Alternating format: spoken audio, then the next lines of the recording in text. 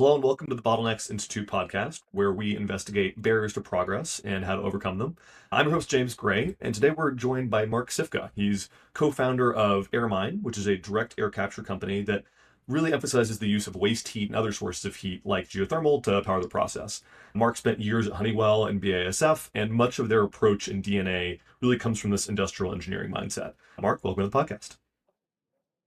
James, thanks so much for having me on and happy to talk about DAC with you and your audience today. Awesome. Well, to kick things off, I suspect most of our listeners will already be broadly familiar with the concept of direct air capture or DAC.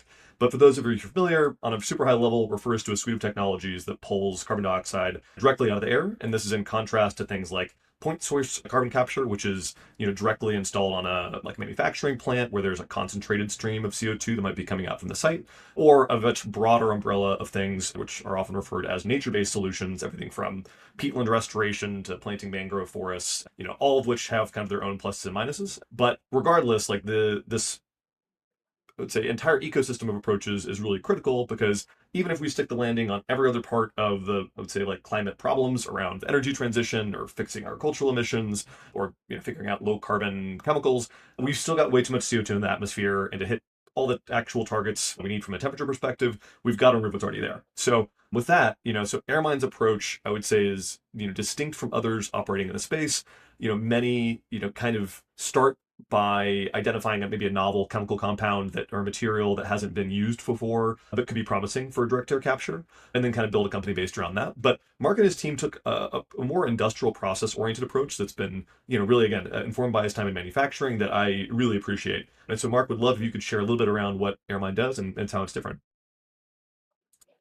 Certainly, and thanks for the kind of context and setting the stage of what DAC is, where it fits in CDR, and why this is important. So I can just jump right into the details. So AirMine was founded in 2022.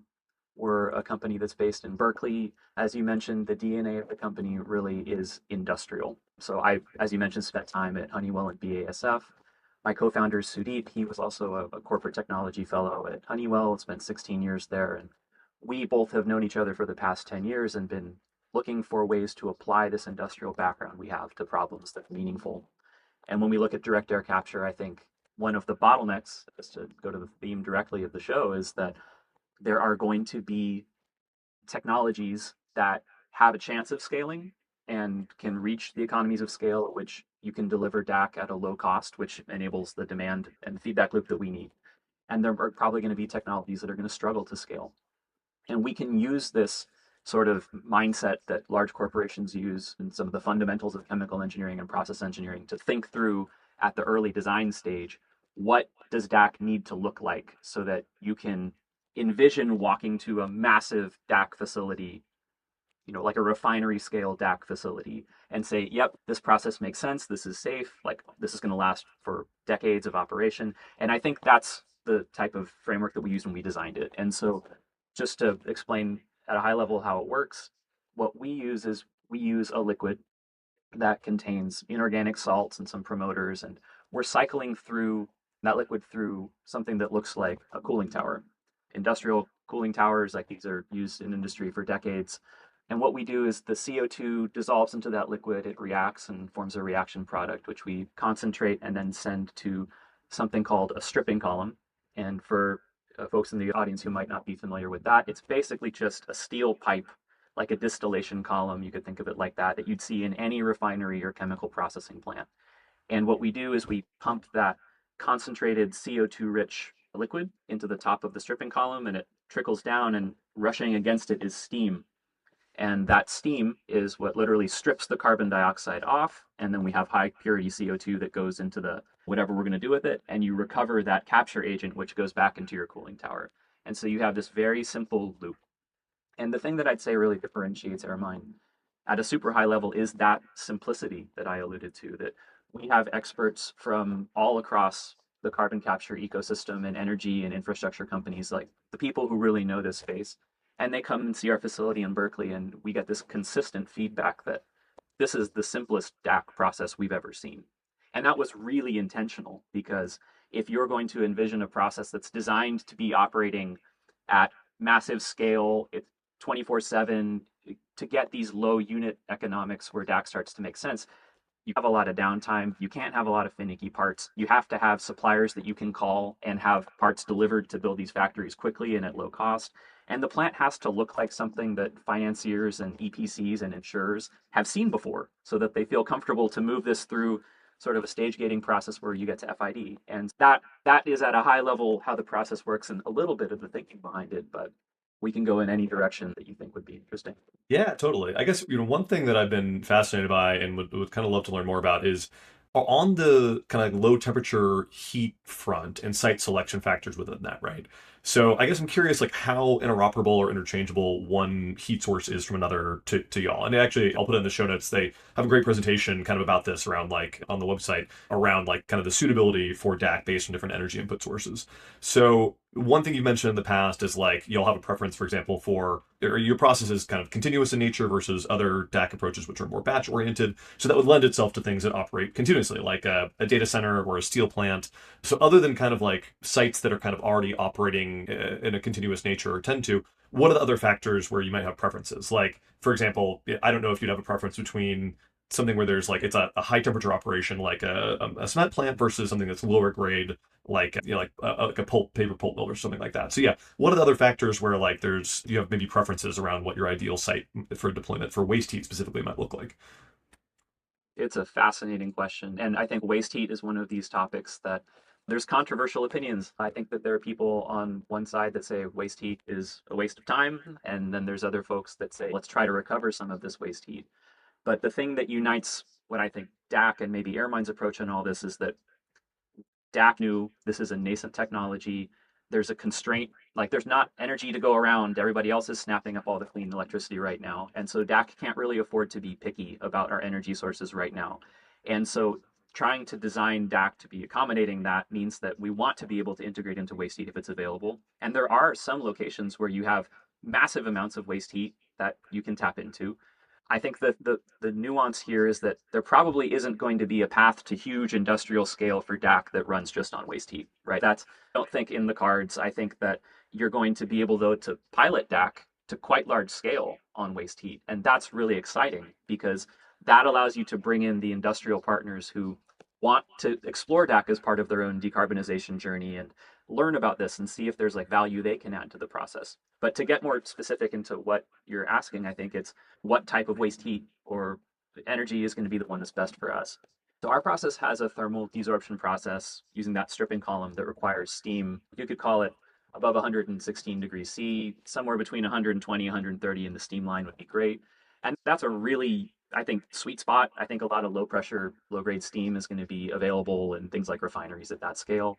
I keep coming back to this example of refineries because I think that's a very 2025 response to, who are the type of people that might be looking to partner with, be like a good site for this because energy companies are seriously considering where direct air capture are going to fit in their future roadmap. And I think that DAC companies have to be pretty open to having conversations, at least, with who are going to be the partners that will help them get there.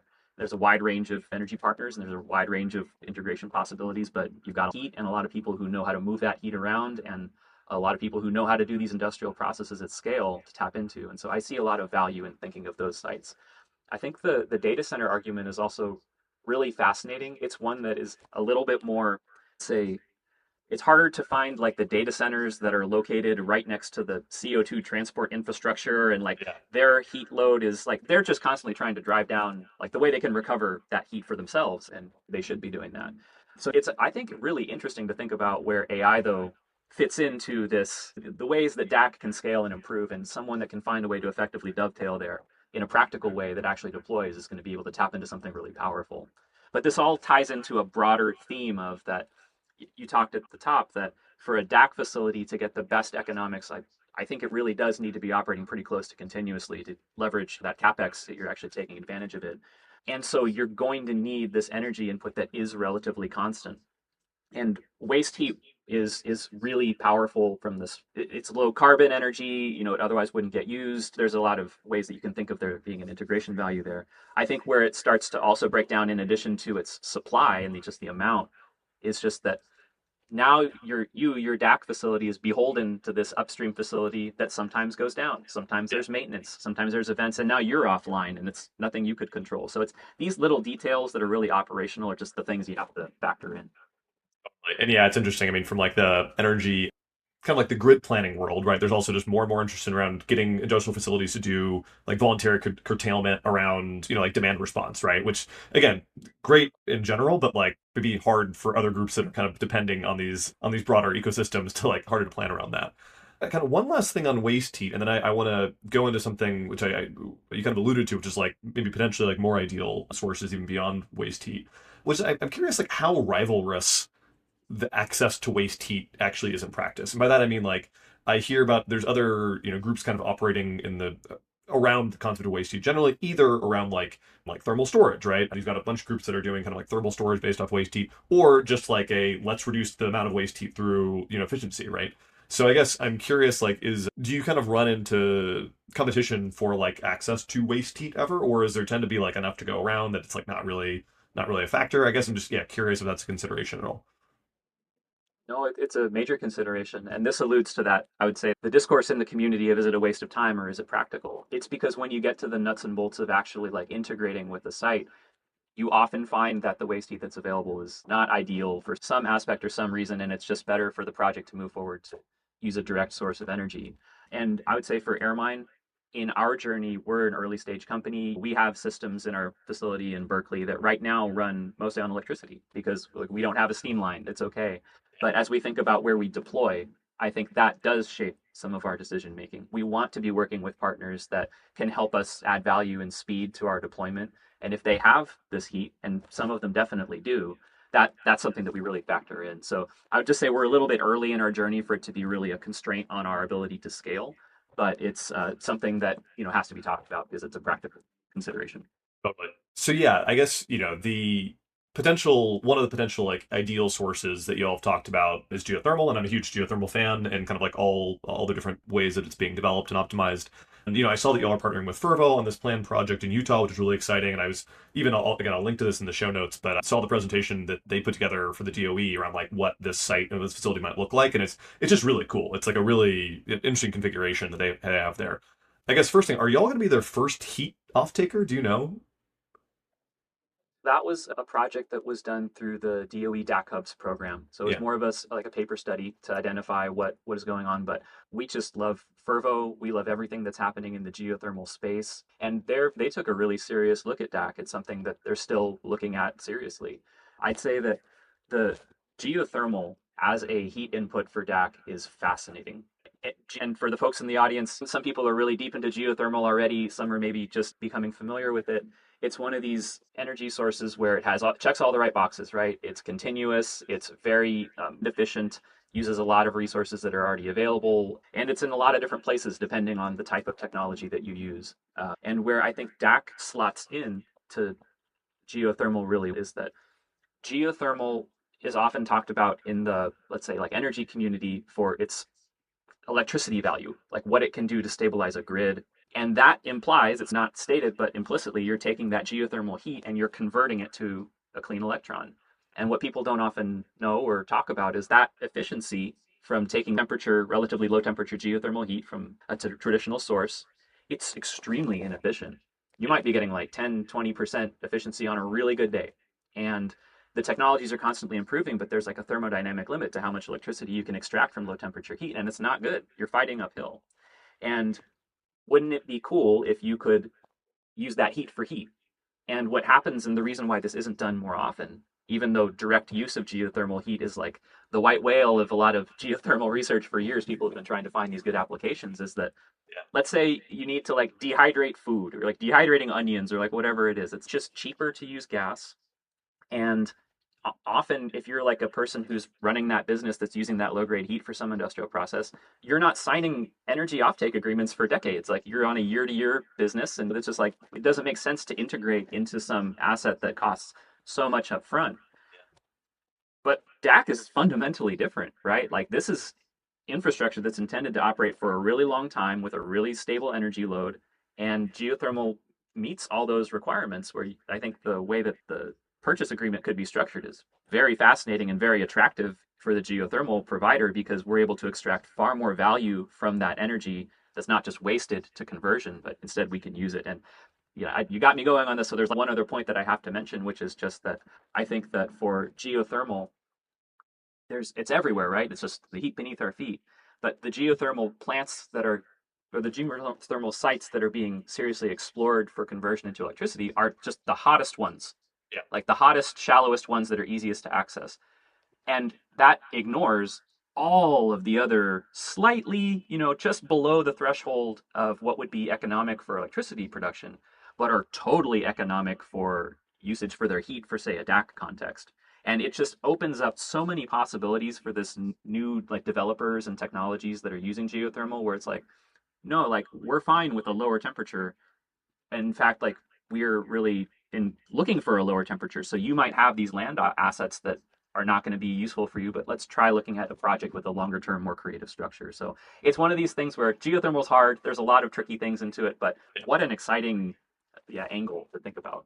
Totally. And one kind of like related piece on that, and I'm gonna kind of give like a super high level overview of this, and there's probably some nuance I'm missing here, but for the audience, like, when you're drilling for geothermal, it's similar to oil and gas, you don't always know exactly how productive a site's going to be, right? So you do kind of like these kind of like series of incremental bets and ways of de-risking the exploration, partially by, kind of like doing like tests, test drills. So I guess I'm curious if that also maybe might open up some possibilities of like real investment that's gone into like a test drill that isn't actually viable enough or maybe isn't hot enough for it to be super useful for like electricity, or just isn't economic for electricity generation, but actually would be plenty hot for kind of direct heat uses. I don't know like how often that'll happen, but it's something that I'm curious if that could like actually be a factor going forward too. Yeah, I think that that's the exact kind of thing where if you're a geothermal company or you own these assets, the land somehow, like you can now monetize something that you've sunk some money into if there's a way to put the project together. It's not always that easy, right? But you like this opens up options. And the other thing that I think is also worth discussing that imagine that you got a geothermal facility. These things they they operate for very long periods of time. But one thing that does happen is the reservoirs that are beneath the geothermal facilities, over time, the temperature can drop Yeah. slowly, steadily as you're using that heat. And at some point, it may no longer be super economical to be doing that electricity conversion. But you can potentially extend the lifetime of a very functional asset by coupling it to a different use case. And that would be something that I think is super interesting as some of these facilities, not just in the US, but around the world, reach a point where they're deciding like end of life. You can extend the end of life for a really long time for some of these if you think about creative heat applications. You just need that demand piece that I think DAC can supply. And it's a whenever I have these conversations with folks in geothermal or in energy adjacent spaces, it's like one of these just, oh, this is so interesting. Like, how can we talk more about this? But really, only a handful of people, I think, have dug deep into the possibility there. Yeah, it's cool. I mean, as you said, it's like a lot of this is like very emerging. So yeah, it's cool to kind of be right at the forefront as people are thinking about these use cases. So I would say maybe getting 1 degree kind of like zoomed out a bit. So recently, I don't know if you read this, was a really cool thing that Packy McCormick from Not Boring and Sam D'Amico from Impulse Labs put out this really like almost like a kind of like a mini novella called The Electric Slide, right? And it was on a high level, it was around like declining cost for curves for a handful of technologies are really opening up and kind of will define the future for a lot of industries of the next 100 years. Everything from what's currently happening in drones and electric cars and iPhones is largely due to the cost declines in what they call the electric stack, which is lithium ion batteries, magnets and electric motors, power electronics, and embedded compute, right? It's a really interesting argument. I think like it carries a lot of weight. I guess I'm curious, as someone who's kind of got a background in chemical manufacturing and thinks about it a lot, like what are there similar underlying cost curves in either from like the refinery world or chemical manufacturing world that maybe you as Airmine, aren't focusing on directly, but kind of increasing secular improvements in those spaces will help both y'all and kind of DAC in general become more efficient over the next couple of decades? Like, what is there an equivalent stack for DAC really that is worth thinking about? It's a really interesting argument. I think that I'll touch at it from a couple different angles. The first superficial one is that DAC and everyone in society benefits from that electrical cost decrease. And Yeah, DAC having access to clean electricity in the future as the costs come down is only good for the ecosystem and I think the world. Then the second one that I think some people allude to, but I push back a bit against on, is that you might say that there's sort of like a materials arbitrage where like you can have like these really novel sorbents or really novel materials, and as we develop and scale those, like those will come down in cost. I fundamentally don't really see that that's realistically how things proceed, at least on the timelines that we're talking about for DAC. In If you're going to invent some membrane or sorbent or something that has these really advantageous properties, let's say that you run your pilot and you get great data, your next call is going to be with someone who can help make it for you. And I come from the chemical manufacturing world. It's like the most conservative industry there is. You have to go to these companies and say, I want this many years of production, this many tons, like here's my blanket purchase order. And it's a lot of money and resource that they have to front to build a chemical plant to then supply you. And in a field like DAC or something where that might be a very niche material, there's not a lot of other competing demand that they can then use that factory for to supply. So it just becomes a nightmare when you're trying to scale up some chemical that's essential for your DAC process at the same time that you're scaling DAC. It just doesn't play out, practically speaking, that way. And so you're having not only to build a giant DAC plant, but a chemical plant, and it's 2x the cost. Now, where I think there are scaling benefits to DAC, it's not a sexy answer. It really comes down to thinking of this like modularity, but versus economies of scale argument. So if you think about like any high volume, low margin product, like refining is a great example where over the past 150 years or so, humans have figured out that refineries have to be really big to get the low unit economics, the low unit costs. And a lot of it has to do with just nonlinear physical scaling laws, like the dimension of a pipe. As it gets bigger, you're flowing exponentially more liquid through that pipe. Same thing for a fan. As a fan gets bigger, you're blowing much more air relative to the amount of energy you put in. And there's a limit, like there's a practical limit of how big a facility can get. But chemical plants that are huge, that operate at continuous operations, like that is how you drive costs down. And then I think there's this counter argument that's made, I think, by many that I see sometimes in the online discourse where it says, well, what about batteries and solar panels? Like the cost of those are so low, and that's a modular solution. And then I would just say, go to China and look at the facilities where they manufacture solar and batteries. Those are the biggest, most centralized production facilities you're ever going to find. And they do contain units of modularity within the factory, but like centralization and massive operations are how you get economies of scale. And so I think for DAC, it really is about the plant has to be big and it has to be running for a long time, fairly consistently. And that's the only way humans have ever figured out how to get costs down. And I think that's what DAC will look like. And why I think Airmine fits into that narrative is I think that our simple DAC technology has a much faster path through not just the engineering, but the non-technical bottlenecks that are needed to get it to that type of size that would unlock the cost profile where we're actually able to deliver rather than going on this very like slow, expensive, incremental pilot journey to large plants. Totally. Yeah, I guess, on that note, y'all been around since 2022. Presumably you've kind of already had to get past some of these technical scaling challenges. I guess I'm curious, like, what are some of the ones that y'all have had to work through that potentially like, you maybe didn't foresee right when you were first getting started, but like, you kind of had to scale your way through because you're now at, I guess it's worth noting, putting out like kilograms per day, which is, a lot of companies that are in the space are kind of still kind of operating at the grams per day level, right? So y'all are like, to your earlier point, really like doing this at a pretty significant scale. So yeah, curious, like what are some of those challenges you had to get through?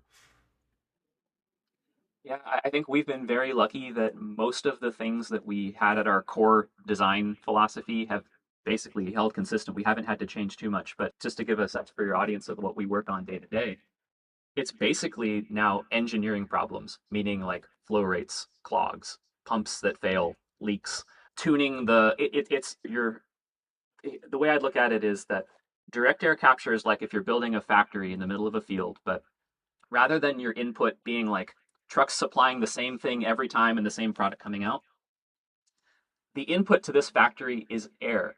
And every day, every hour, every season, that air changes so dramatically from the temperature to the humidity and wind and weather. And so you have this highly variable input going into your factory and trying to produce a standardized output. And so most of the work I think that Airmine faces and that DAC companies writ large will probably face is just dealing with the huge amount of process variation that comes from this input that you have no control over and trying to wrangle like control in your factory so that you get the standardized output at a low cost and consistent operation. And once you wrap your head around that, I think then DAC becomes this really cool engineering problem of, yeah, it's just like you're dealing with pumps and fans and stuff that is available today, but you're just figuring out how to tune it for this very specific application. And that's another argument for why advanced materials, I think, are going to struggle when you think about, okay, so you have to overcome this just fundamental, like getting your hands dirty, wrenching on stuff to get like the system tuned right. If you had to also do a science project on materials before that, it gets so hard for these tiny companies that are very resource constrained, especially now, to overcome all of those challenges. So we just Yeah. try to think of it as like just engineering hacks. Is there, to what degree is like site selection as a way of like mitigating or stabilizing the input variability a thing, right? Like in theory, I guess there probably are parts of the world where there's just like smaller temperature fluctuations, calmer weather overall, but like that also may not actually in practice. There might be other, considerations why like it doesn't make sense to limit yourself to those sites. Is that like how much does that influence the calculus around site selection? Is like weather variability? There's a researcher named Jonathan Ogland Hand who has a couple of papers on this topic, and it's worth checking out. Just to say that you hit the nail on the head, that having stable conditions is really ideal for DAC in order to scale, and that the counter argument is like these highly variable locations make it really hard.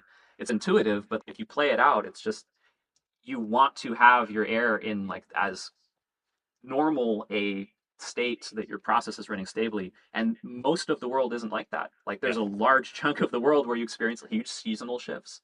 And I think that those regions are going to have times of the year where your process just can't be optimal. So here's an example would be like for Airmine, we use a liquid based process. So practically speaking, we don't operate in regions where it gets really cold in the winter. That's Yeah. just like a simple constraint that we can makes it a little easier to think about site selection. But as you get into the more nuanced, it's microclimates, and you can have a site that's 10 kilometers away from another site and it has very different weather conditions that wouldn't be obvious. You really have to get into the weeds, and this is where partner selection, I think, really helps, because we're a DAC company, we can't know all these things, but people who operate massive infrastructure in regions where they've had decades of experience, they can have a much better sense of, okay, let's think about where we want to put this would be a good site potentially, and you're really leveraging that knowledge and the capabilities of those partners to make good siting decisions as you go. Interesting. And in a sort of like similar vein of citing, but for a different part of the ecosystem, you talked in the past around, there being a certain amount of bottlenecks just related to access to class 6 wells generally, everything from like permitting to actually developing them. And I know that's kind of like after the handoff, part from what y'all do. You don't, as far as I know, you'll actually focus on the sequestration itself. But obviously, like it's a big part of like making kind of a DAC work at scale. So I guess I'm curious, since there was an interview last year where you're talking about this being a logistical bottleneck, has that constraint gotten any better over the last year, or is it still a pretty, difficult, just kind of like external thing that you all have to deal with around like actually getting these class 6 wells developed? Oh, it's tough out there, right? I Yeah. think that what's happening with the shutdown and like the permitting that goes on with this, and certainly some of the funding cuts that are tied to the sequestration projects, that slowed some things down. But in that, obviously it's a headwind sort of situation for climate technologies writ large, but also within that sector. But you then identify the partners who are really serious and have projects where they're moving forward despite the headwinds. And anytime things get tough, you just look for those types of people, and it's encouraging that people really are serious about these things. There are cases where it works out. And I think it's just going to be, like anything else, it's going to go up, it's going to go down. All you have to do is look outside the United States and see that carbon capture is moving forward globally. There are regions where this is just not stopping. And I think that the directional, like the direction this is all headed is that sequestration is going to be available as carbon capture projects come online, and DAC has to sort of site next to those to take advantage of shared infrastructure. So there are obviously short term, of who you're going to partner with when and how do you take advantage of this. But in the medium term, I don't view that as a constraint. It's again coming back to partner selection, who often are tied to the CCS projects and have a much stronger vested interest in the successful outcome of those projects, onto which DAC I think can start to partner and find ways to go. Yeah, totally. Interesting. Uh, One other kind of class of constraints that we think about a lot are cultural bottlenecks, right? Generally, that can be everything from kind of the public writ large, or even kind of like industrial culture within a community. You've talked about community understanding and acceptance around DAC being like one of the main things that needs to that kind of might be like holding the field back writ large, or it's kind of important to really get this right. And I guess I'm curious, like, if you meant that largely in the sense of like, if there's a DAC facility coming into a community, like people maybe understanding like any new infrastructure, kind of like, what does this thing come in our community? Or is it more like people understanding, oh, like DAC is a thing that is worth us as a society to kind of like fund the development of this for X, Y, and Z reasons. So yeah, I'm just kind of curious which of those two the bigger cultural bottlenecks or barriers right now. Yeah, it's really tough. It's both. I think, like, Yeah. on one hand, you have your listeners will be familiar with DAC, but you go outside, no one knows what this is. People are starting to get aware, but I think that one, just that there's a technology that can do this is not something that's on everybody's radar. Another thing that I think is the higher level one would be I don't know that most people really know or appreciate their own individual contributions to emissions and what that looks like in terms they can relate to. It's like the one that I like to use is that every week you take your garbage can out to the street or you take your garbage out. Imagine having 10 more bags each week that were filled with this invisible stuff that you were just creating as waste. That's CO2. Every week you basically make about 10 times as much massive emissions as you do of your trash. And that's pretty eye opening, but sometimes it feels like shouting into the wind a little bit because that's something that people don't always, there's not an economic cost to emitting. And so people are trying to figure out what to do. But everybody, I think, understand less pollution is good. And I think like that is something that a lot of people are in agreement on. And then you touched on the other piece, which is in communities. Is this something that people want? And I think the fact that many people have not heard of it or just learning about those aspects in the form of a very specific project that's now going to potentially be in their backyard, it forces two, like all those things all come at once.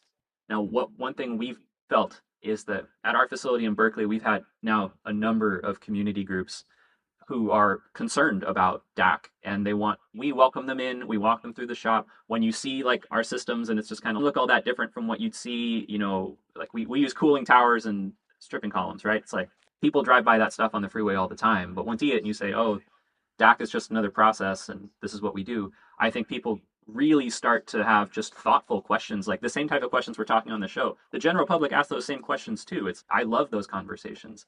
And then maybe if there's a piece that I think goes outside the scope of the DAC itself, it's that sequestration.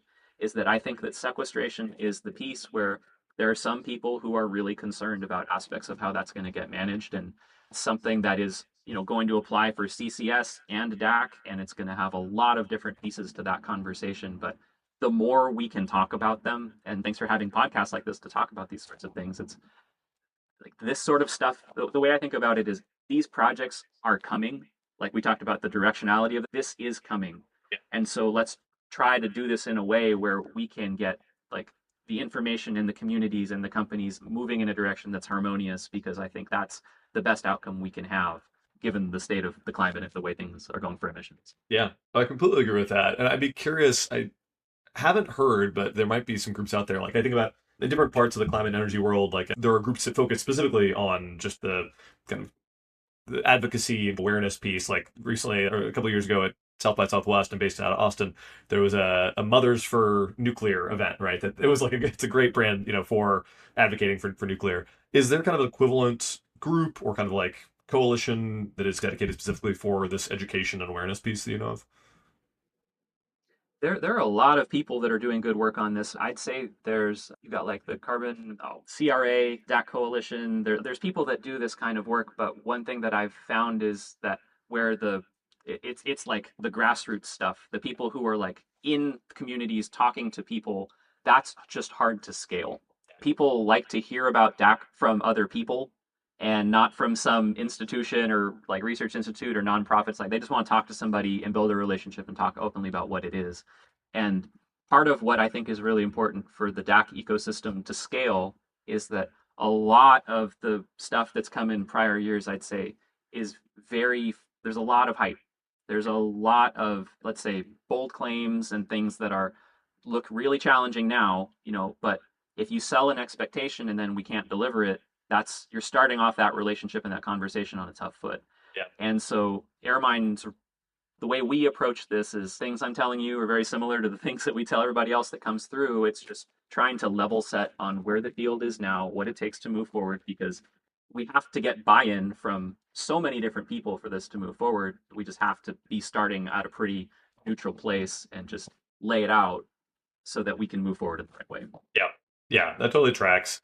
Two kind of quick thoughts on that. One, I was just reading before this conversation, a study that had like they surveyed like 7,000 people in about kind of awareness around DAC, and they had it at 43%, which felt higher than I was suspicious of that number a little bit, but that's great if that actually was the case. But yeah, my assumption would be closer to like maybe 10% of the average population is aware of this. One argument that maybe it's being made, I just haven't seen it lately, is like there's so much energy right now around the reindustrializing America piece. So, I mean, I think even at a micro level, maybe, some of the co-benefits can be hard to articulate, but on a macro level, you could imagine if America really, or any, nation really becomes a powerhouse leader in direct air capture, there are a lot of positive externalities around like, having, again, just a broader engineering talent, chemical engineering talent base, right? And a broader like process engineering base that can be, kind of float between DAC and refineries and everything else. So I feel like that's perhaps, yeah, like a story that should be told maybe a little bit more than it currently is. It's one where if you look back to the history of natural gas, it was just vented for, decades. It was a waste gas and no one did anything with. And then at some point, society says it's economical to use this for something. And a whole new sector of the economy opens up. Yeah. And a massively productive one. And CO2 is not CH4. Like they have very different use cases, very different economics around them, but there's no fundamental reason that you can't have what you're describing, a sector of the American economy that's based on a lot of the things that American companies are really good at, and that we can find ways to leverage global value out of that expertise. Absolutely agree with it. And it's something that when I see countries like, for instance, Japan, right now, let's say you've got in the United States, maybe there's a bit of a thawing in the high level government interest and things that are related to things like DAC overall. Maybe in countries like Japan, you're looking at a country that sees that the companies that are based in Japan, that industrial base, they can not only build things in Japan, but they can export that globally.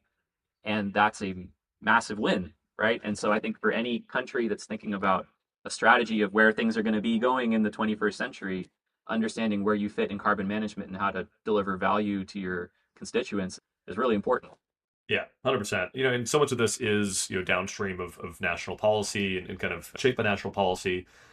I'm curious, it's great that 45Q, this tax credit, was kind of maintained, recently, which for those who are familiar, is basically, a credit for people that are involved in various ways around carbon capture, but also like at the industrial level. It got actually expanded, I believe, right? And so that's really good that was maintained. That said, there's obviously going to be a number of other kind of policy areas where additional support could be helpful. Are there any specific areas that you would like to see momentum or change, or like any specific regulatory policies where you feel like are kind of holding the space back in general?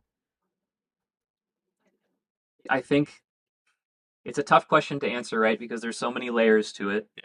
Having consistent, clear federal policy is extremely important, and 45Q actually getting expanded was very important kind of for the durability of this sector and point source capture as well. Although there are some sticking points that are being sorted out right now related to the implementation capability of 45Q.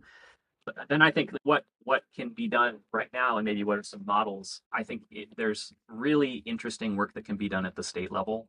I'll again come back to where DAC is today, which I think is, can we build pilot and small commercial facilities that really show that the economics are there for a scale up ramp? And those types of facilities are well within the capabilities, I think, of a lot of the, let's say, the state energy agencies or like coalitions of states. And maybe there's like policy tweaks on utilization of CO2. Maybe the sequestration infrastructure is a little bit delayed in certain aspects of the rollout, but you can still turn CO2 into useful things, even in small quantities. And I would just say that the investment community and maybe society at large likes to see small wins in the states where, yes, it's another piece of evidence that society is moving in this direction, Yeah. and that adds collective stability to the direction of where things are going. But just to say, that's the US view. And then if you zoom out to the rest of the world, my goodness, there's so many thoughtful people trying to crack this nut in different directions in the other countries. And it's pretty inspiring to see how everybody's trying to fit their own regional angle and advantages to participate in this global conversation. Europe's approach looks different than Japan's approach, and Middle East, like all of these regions are going to be contributing in their own way.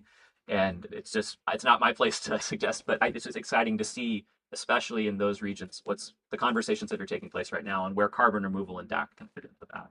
Yeah, absolutely.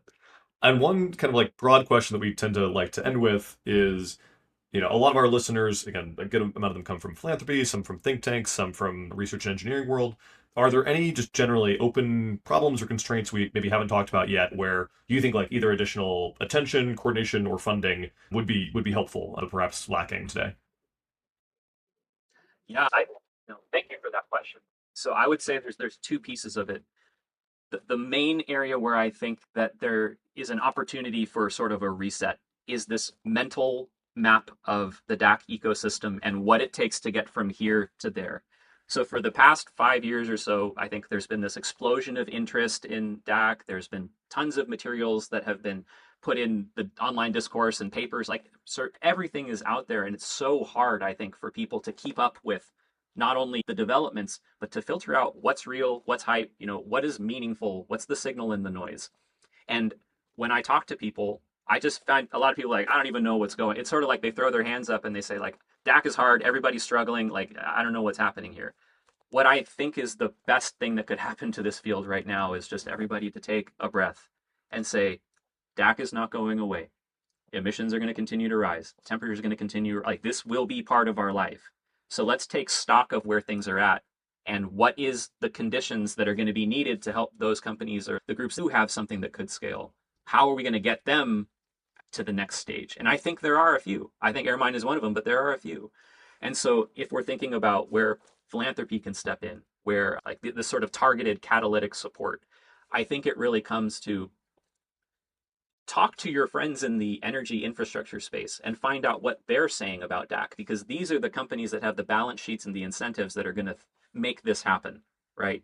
And how are they evaluating these technologies? Who are they seeing as the ones that have like a real credible path that adds something to their, and rather than from, I would say, more the speculative kind of VC perspective where you're saying, let's find this great material in the lab and let's connect the dots, it'll unlock some massive energy gain. I think that that's been done. There's been a lot of value creation out of that type of activity. Where there hasn't been activity is, okay, let's map the field as it is, pick a few winners, and really support them during a difficult time. Because it does not take a ton of support to keep this DAC momentum going, Yeah. because it's so small. But it's really about that, I think, thoughtful baselining. And I'd just leave it there. Yeah, absolutely. No, it's a great call to action, especially, there's some dedicated like first of a kind funds and kind of like second and third of a kind, in operation funds. It seemed like would be good candidates for, some of the scale up, opportunities in the DAC world, right? Where they are kind of ready to go to the next stage for the second, third, or kind of like fourth facility, but still maybe need some additional catalytic funding. Awesome. Well, hey, this has been a really fun conversation. Mark, thank you so much for joining us. James, it's a pleasure, and thanks to your audience for taking an interest in all of this. And if you ever have any questions about direct air capture or want to come see a facility, please reach out to me, and happy to coordinate some type of conversation. Sounds like a plan. Take up on it. Talk to you later. All right. Take care.